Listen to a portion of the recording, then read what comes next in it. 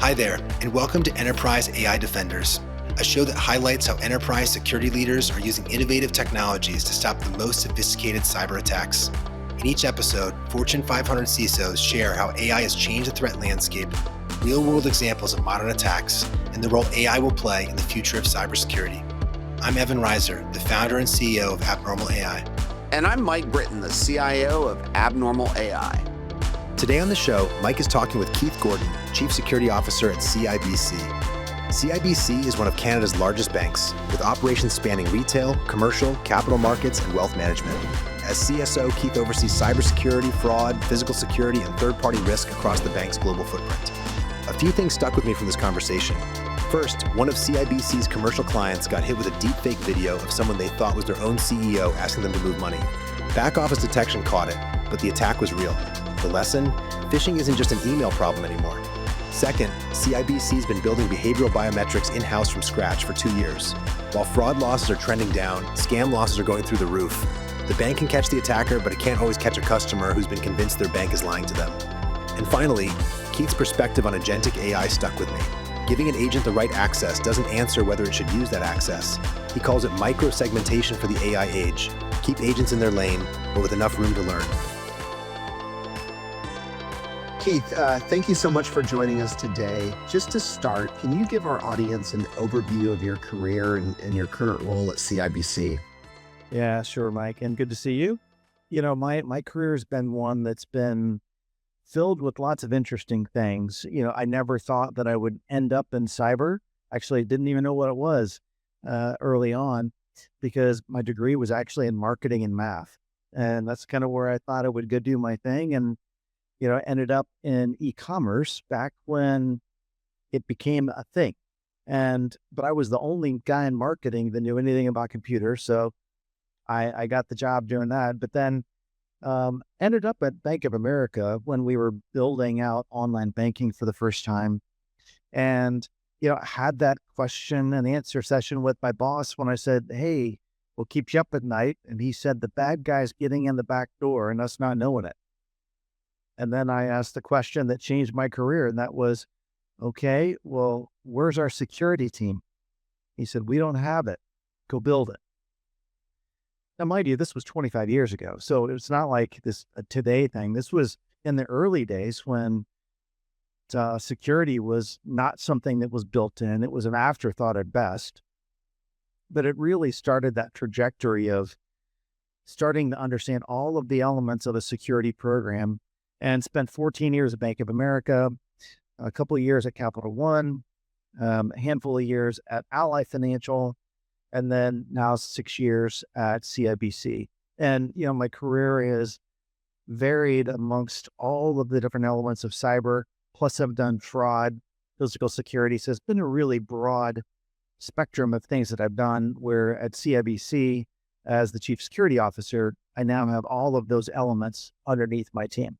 I'd love for you to give our audience an overview of CIBC, kind of what CIBC does. And, you know, I know you've given us some of the detail, but as far as what you control as Chief Security Officer, but maybe some elements of being the Chief Security Officer at CIBC that may not necessarily be under a typical Chief Security Officer. I mean, we are a full service bank, retail, commercial, corporate, big capital markets. But interestingly, we are a very large U.S. bank too, in wealth management and corporate commercial capital markets. We're a top 25 bank in the U.S., but again, not a big retail presence, so you haven't heard about it as much. So, and then the other interesting part is we are the largest bank in the Caribbean. And no, I haven't been able to down there to go visit my team in the Caribbean. Everybody always asks. But I mean, if you think about what we do, it's very much like any other large global multinational bank. And from my team's perspective, I've got a global view. I've got a responsibility around cybersecurity, third-party risk. We have a team that we call Fusion, but think about Fusion as just an integrated place where we're doing all of incident management, intelligence gathering, business continuity through operational resilience. So it's really those horizontal functions help protect and operate the team or operate the bank when we think about the risk that AI poses from an attacker's perspective, what are some of the types of attacks that you think are out there that maybe didn't exist a few years ago due to cyber criminals and nation states and others leveraging AI for bad? Yeah, I'm going to count it out in kind of two different ways. One is from a client viewpoint. Obviously, the threat actors are leveraging AI significantly when they're doing their direct attacks on the client. You're looking to defraud them using really, really good phishing now where they look real. And, um, they're doing a great job, not only just in email, but also in voice. We've seen direct attacks on voice, um, going to a client, and we've even seen it over video too, where one of our um, commercial accounts had a fraudster come at them, and they did a deep fake of who they thought was their CEO, trying to get them to do some money movement. Now, thankfully we were able to kind of catch it from some of our back office detection, but still, I mean, it was real and it happened. But the part that concerns me the most really is outside of our boundary, meaning where the threat actors are targeting our clients from a scam viewpoint, right? And they're convincing our clients to go do things, and they look legitimate because it's our client actually doing the transaction. And even though we try to tell them this isn't real, this is a scam, they don't believe us, or they're being coached by the threat actor on what we might say. Hey, your bank is going to tell you this. They're going to try to tell you this is not real, right? So from a client viewpoint, significant risk because the client is the least path of resistance and the lowest on the maturity scale. Are there things that you guys have found successful in trying to get better visibility into when those things happen? Yeah, from a behavior perspective, this is one of the areas where we've been doing for really the past 2 years, our own internal model development. So we've got a data science team that they are constantly evolving our own internal models. These are not models that we purchased externally. These are our own that we've built to try to get to a much more granular view of what I call behavioral biometrics, right? How do we know that it's our client at the other end? One, when we validate that it is our client, is this abnormal behavior? And are we seeing this type of similar behavior potentially from other clients that may be either being defrauded or scammed? So we've done a significant amount of uplift to the point where I almost hate to say this out loud, but our fraud losses are actually slightly dipping. Where our scam losses, I shouldn't say ours because our clients are the ones, unfortunately, that have to take the hit for the scams, but scam losses are going through the roof. Does that kind of make you rethink how you do training as well? Just, training internally, training with your customers on, how some of the attackers have changed, how the attack techniques have changed as well? 100%. I mean, we have to. We can't not. I guess that's a double negative, but we can't not escalate what we're doing with our clients and also with the industry. So working with, the ABA in the US and the CBA in Canada to try to pour in more information and intelligence to them to help them be better at educating the communities. But, that's just on the client side. And as I look at, and our CEO literally just asked me a couple weeks ago, what kept me up at night, which I thought was interesting. Haven't got that question in a while, but in the age of AI and the escalation and the acceleration of what we're seeing in the marketplace, our third party ecosystem is one that it's the unknown for us, right? Because we can only go so far from a contractual perspective, but our third parties are going to be just as at risk as we are from an attacker viewpoint, but they don't traditionally have the same kind of budget that I've had for the past 20 years to build a fortress around the bank. And our third parties, I think, will become one of the most exposed areas in financial services over the next couple of years. And because as you look at how AI is going to enable the threat actors, it's going to be our third parties that are third party service providers. They're going to have to really up their game. If it's doing a much more accelerated view of patching, but also maybe that added layer at the perimeter to start to look at different types of behaviors. It may not be fraudulent, but it may be different types of cyber attack vectors that we may be seeing. What are your thoughts on these new frontier models, and how should we be thinking about them as far as how do we leverage them with our own internal processes and things that we're doing from a security perspective? Obviously, Mythos is not available to the public, but what is CIBC doing, or what are some examples you hear in the financial services where you try to stay ahead of the attackers, because at some point they'll have these same type of models as well? We're going to have tight coordination with our third parties as we roll this out. But we are being, I would say, probably more aggressive than some other peers, because we started a little bit earlier on our AI journey. We developed our own internal AI instance that we built from scratch like a couple of years ago.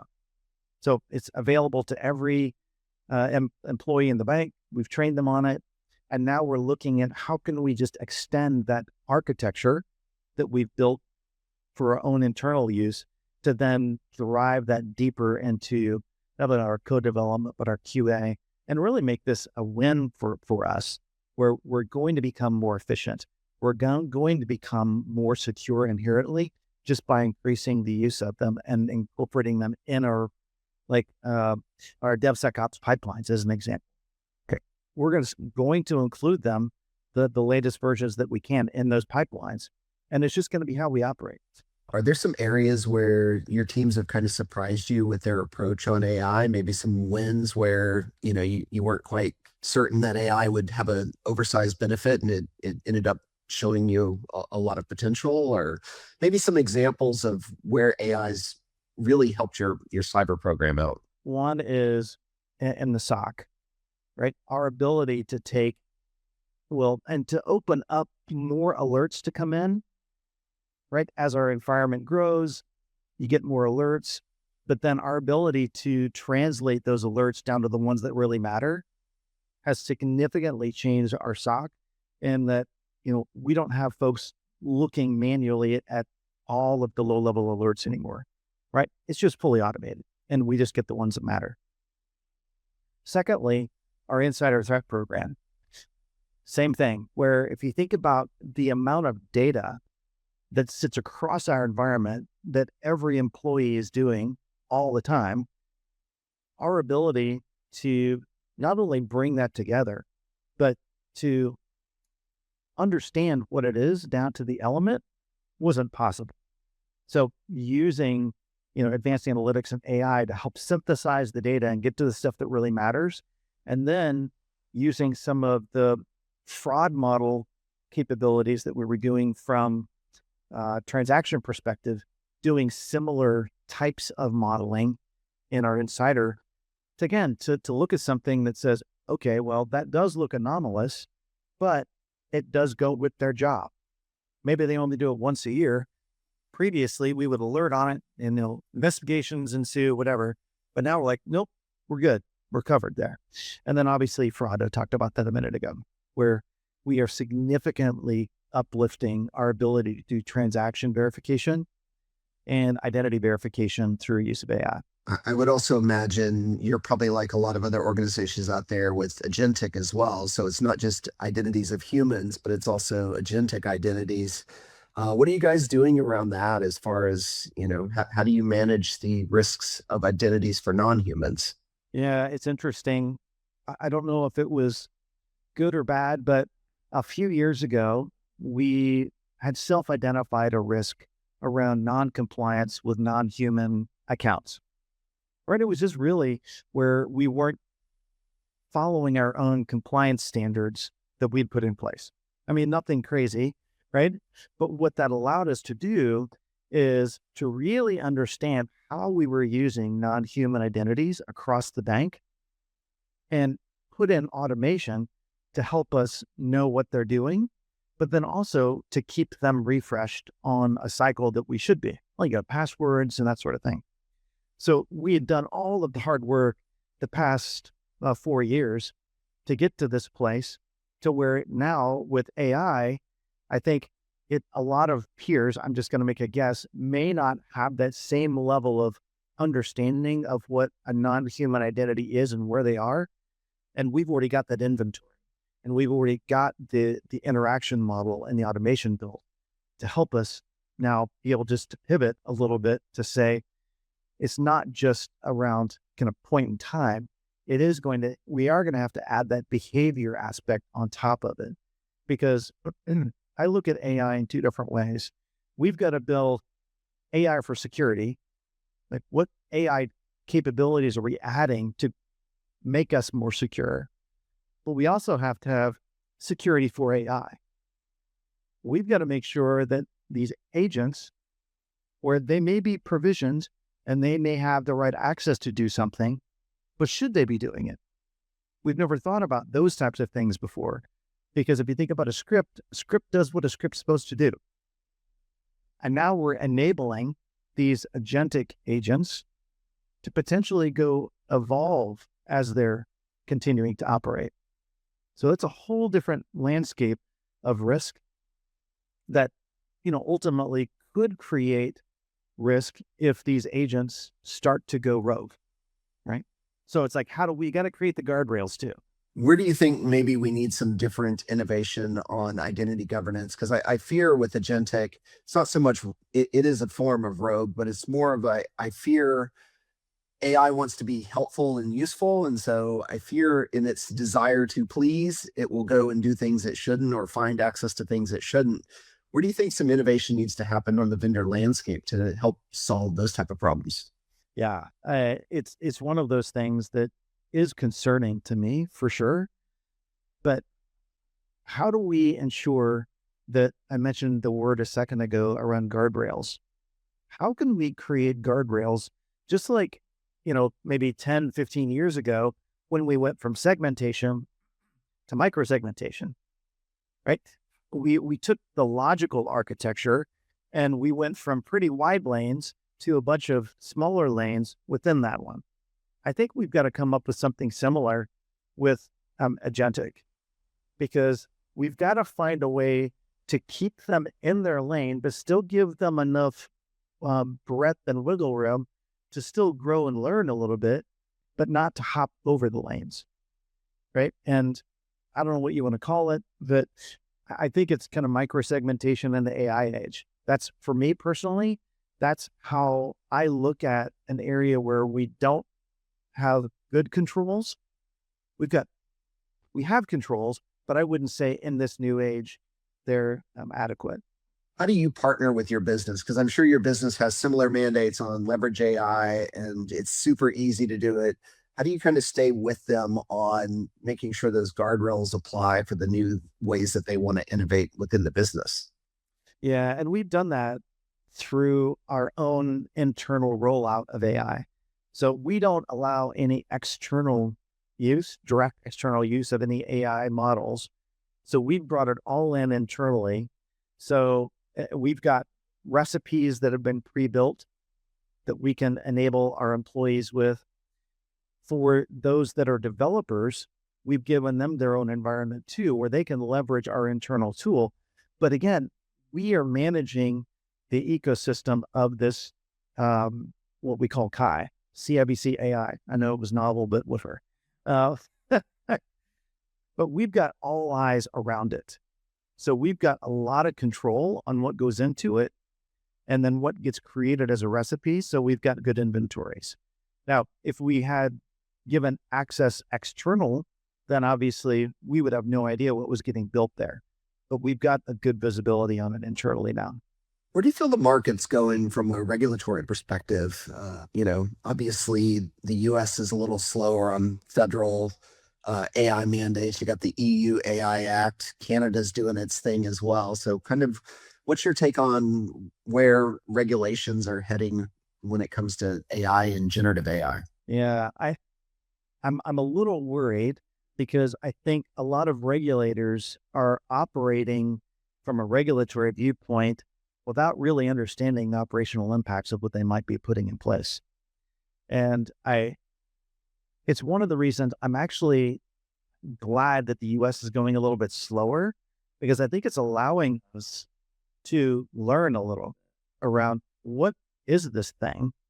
And from a company risk, it's allowing us to look at it from our own risk viewpoints without having this regulatory compliance viewpoint sitting over here at the same time, which may or may not be in conflict, right? So I think, Canada, obviously, and Europe, they're moving much more aggressively, but I do get a little bit worried that ultimately what may come out of it from a compliance viewpoint may not make sense with our business model. And it may not allow us to fully take advantage of some of the benefits that AI is going to bring us from an efficiency view, right? Because, you see it every day on LinkedIn about, oh, well, this company is going to be, cutting 10% of their workforce just due to efficiencies that gain in AI. I mean, is that real? I don't know. Are we seeing efficiencies? For sure. But we're not just going to go lay off 20% of our workforce, right? Right. We look at it as a way to become more profitable. Yeah. Well, that's a good point. How do you balance that with your team? Because, there is a lot of the personal fear from some people on, I don't want to embrace AI because it's going to replace my job. How do you kind of balance that with your workforce? And maybe a second part to that question is, what are you looking at now as you bring on new talent into your workforce? Does that change kind of the profile of the person you're looking at with in this new age of AI? One of the things that I'm hopeful is that, most banks are on a clip of a continued 5 to 7% growth on an annual basis. I'd like to slow that growth by leveraging AI to make me more efficient and leveraging the people that I've got to go do some of that more meaningful work, right? Because it's a way that I can potentially give back to the company's bottom line by becoming more efficient, rather than just growing 5 to 7% forever. How can I get better at what we do using tools to make me more efficient, and just go that route?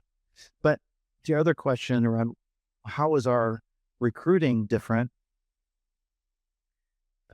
I will say for traditional cyber and traditional fraud roles, even corporate security roles, I don't know that it's changing a ton right now, but in areas where we are focusing on model development or, data science, obviously those very different skills that are very hard to find. Everybody wants them.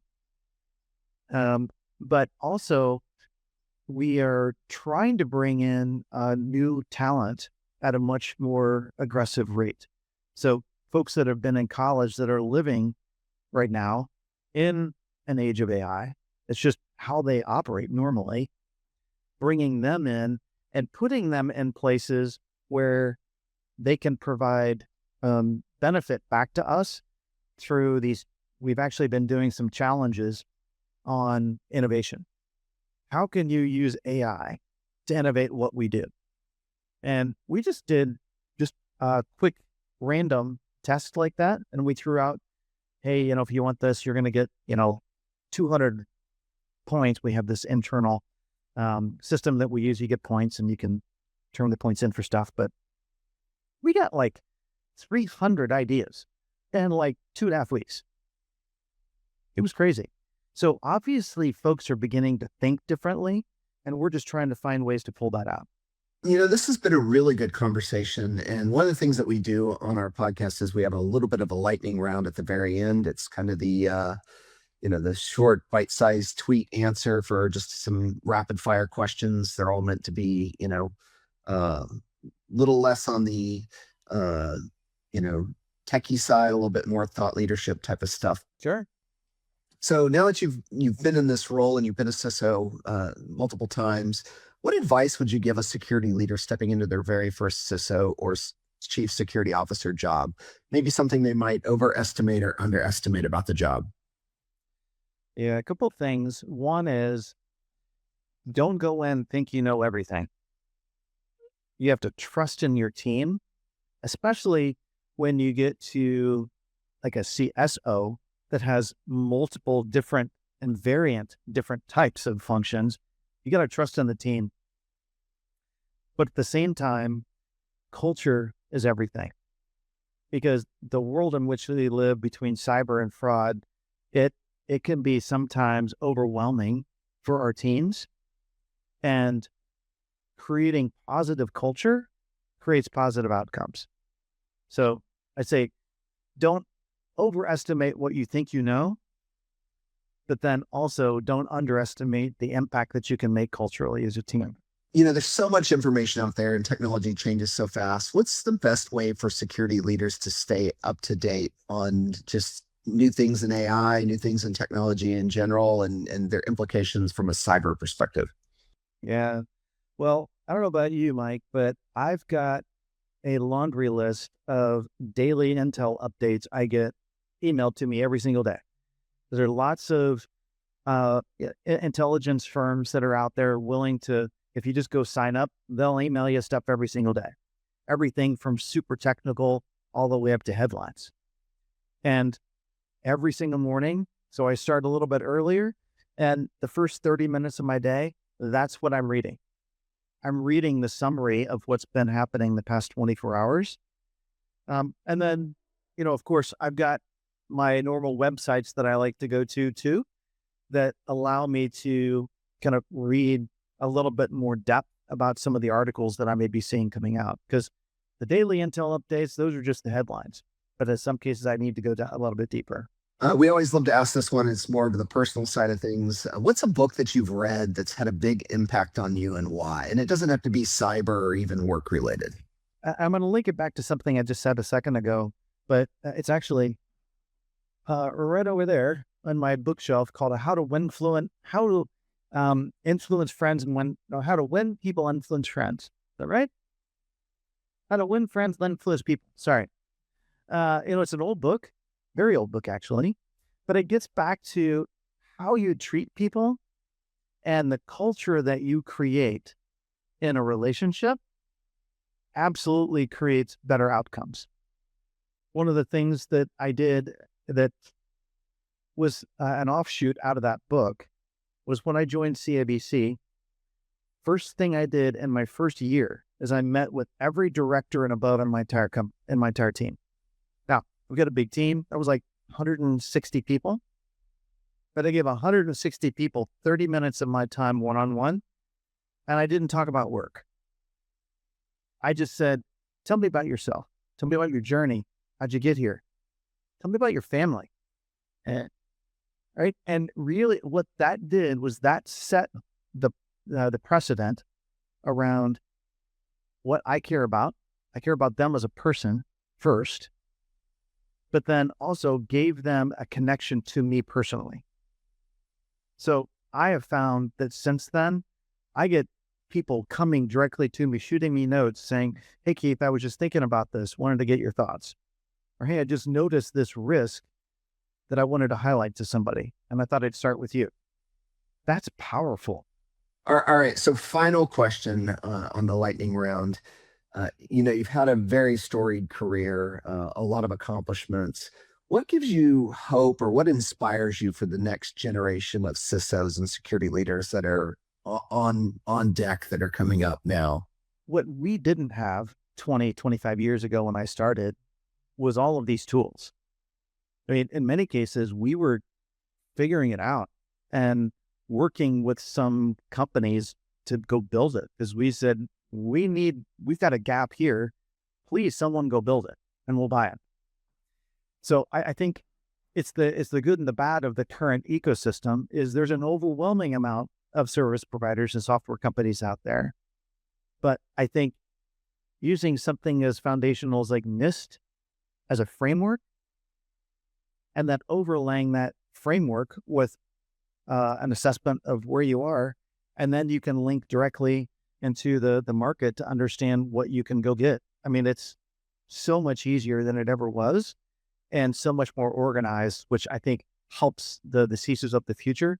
But I would also say it is incumbent upon folks like me and others that are in the retirement range, that as we make that move, that we're not leaving the industry.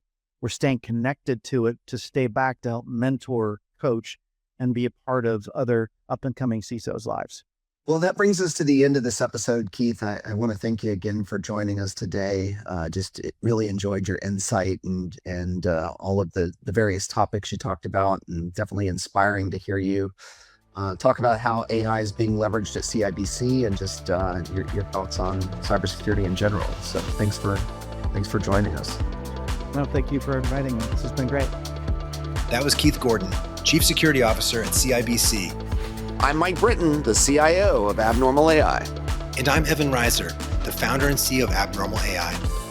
Thanks for listening to Enterprise AI Defenders. Please be sure to subscribe so you never miss an episode.